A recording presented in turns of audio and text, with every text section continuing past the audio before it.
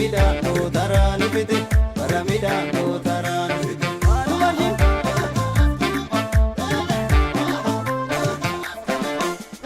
Karachanyane tirum murre, alaga sorre to kenya gurgurre.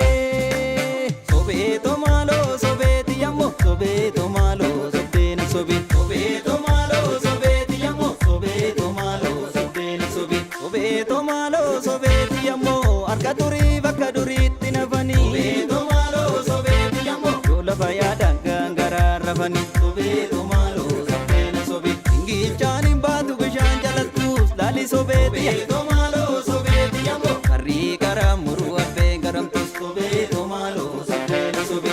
Lali sobeti amo, lali sobeti amo, lali sobeti amo, lali sobeti amo.